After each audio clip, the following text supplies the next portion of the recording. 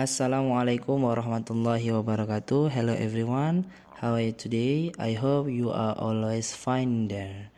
Today we're going to learn about simple present tense bahasa Inggris kelas 8 SMP. Let's check it out. Okay, let's see the dialogue. The man say, laki-laki ini bicara, I always go to library 3 times a week.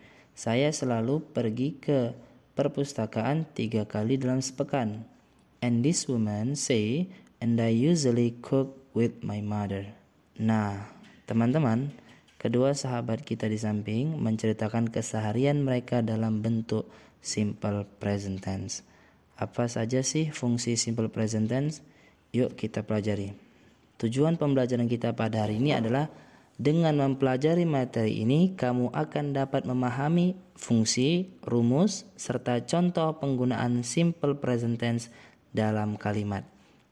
Tahukah kamu, untuk membentuk kalimat dalam bahasa Inggris, kita juga memerlukan suatu aturan seperti kaidah dalam bahasa Indonesia. Bentuk perubahan kata kerja yang menunjukkan waktu kapan sesuatu terjadi disebut tenses.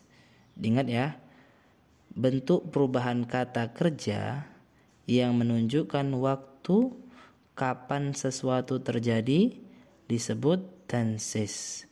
Di sini fokus tenses itu pada kata kerja yang menunjukkan waktunya kapan. Oke?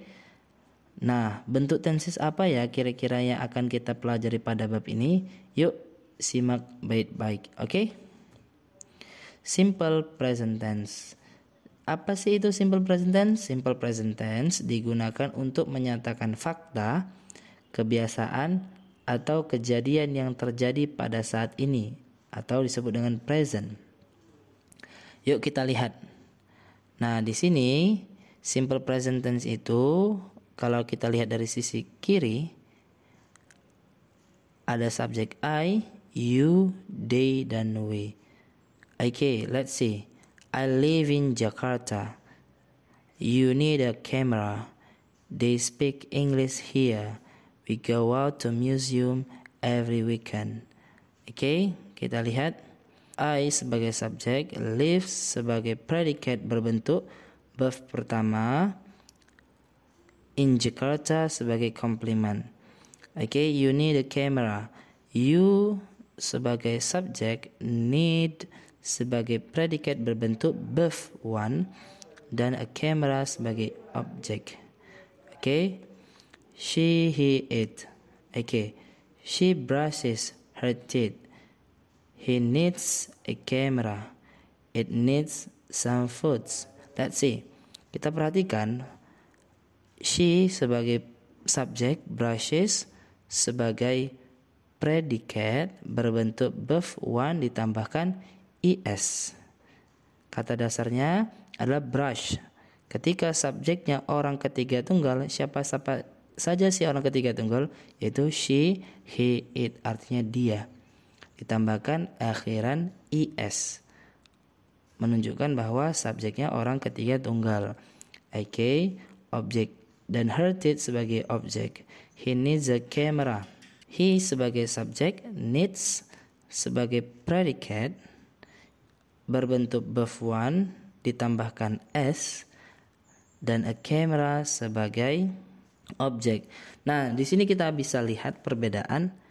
Kenapa di sini ditambahkan akhiran is, sedangkan di sini berakhiran s. Oke. Nah, kita bisa ambil kesimpulan formula dari ini. Coba kita lihat.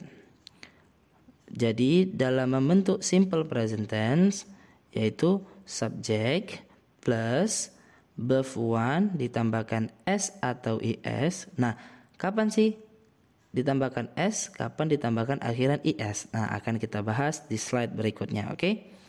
Lalu plus objek atau complement. Nah, di sini kan kita lihat. Satu, pada kata kerja langsung, kata kerja itu akan hanya ditambahkan dengan akhiran s saja. Contohnya nih. Read, reads. Work, works. Write, writes. Set, sets. shine, shines, sing, sings, bring, brings, eat, eats, help, helps. Okay, can you see? Semua yang berakhiran ini hanya tinggal tambahkan s. Oke, sekarang yang kedua. Pada kata kerja infinitif yang berakhiran huruf CH, oke, perlu kita ingat CH, O, S, SH, X, dan Z. Ditambahkan akhiran IS. Coba, let's see together. Teach berakhiran CH. Jikalau subjeknya orang ketiga tunggal menjadi teaches. Reach, reaches. Berakhiran O. Do, does. Go, goes. Berakhiran SS. Kiss, kisses. Discuss, discusses. Pass, passes. Wish, wishes. Finish, finishes. Fix, fixes. Okay? Berakhiran CH, O, S, SH, X, dan Z ditambahkan akhiran IS. Nah, poin ketiga, pada kata kerja yang berakhiran dengan huruf Y.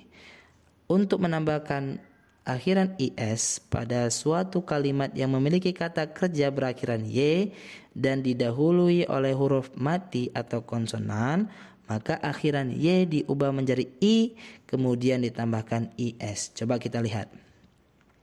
Cry menjadi cries. Perhatikan, sebelum Y ada huruf R. R itu termasuk ke dalam kategori huruf konsonan atau huruf mati. Nah, Y-nya diubah menjadi I, lalu tambahkan IS. Come on. Carry, carries. Fly, flies. Study, studies. Reply, replies. Try, tries. Nah, poin yang ke B, bila dalam kalimat terdapat kata kerja yang berakhiran huruf Y, yang diawali oleh huruf hidup atau vokal, maka cukup ditambahkan dengan S. Jadi berbeda ya. Jikalau yang berakhiran Y tetapi sebelum huruf Y itu adalah huruf vokal, maka kita tinggal hanya tambahkan S saja. Contohnya, for example, buy, buys, bukan bias tetapi buys.